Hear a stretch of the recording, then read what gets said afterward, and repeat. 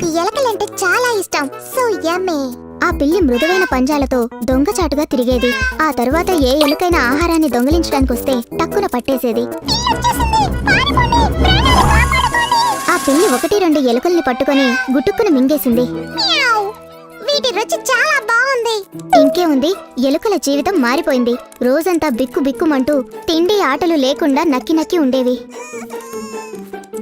ఇలా కష్టం ఏర్పడడంతో ఎలుకలన్నీ మీటింగ్ పెట్టుకున్నాయి. ఆ ఎలుక సమస్య నుంచి తప్పించుకోవడానికి ఏదైనా ఉపాయం ఉందా? గుసగుసలు మొదలయ్యాయి. ఎలుకలు వాటికవే చర్చించుకోవటం మొదలుపెట్టాయి. ఒక తెలివైన ఎలుక ఒక ఐడియా ఇచ్చింది. మనం ఆ పిల్లికి గంట కడదాం. అప్పుడు అది ఎక్కడున్నా మనకి తెలుస్తుంది. వెంటనే ఇంకో ఎలుక మెచ్చుకుంటూ అద్భుతమైన ఐడియా అంటూ గంటని ఆ తెలివైన ఎలుకకి ఇచ్చింది. తెలివైన ఎలుక మొహం కంగారుతో మారిపోయింది. ఏయ్, నా వల్ల కాదు, నేను ఈ మధ్య చాలా బిజీ తెలుసు కదా. అప్పుడు ఒక ముసలి ఎలుక ఇలా అనింది.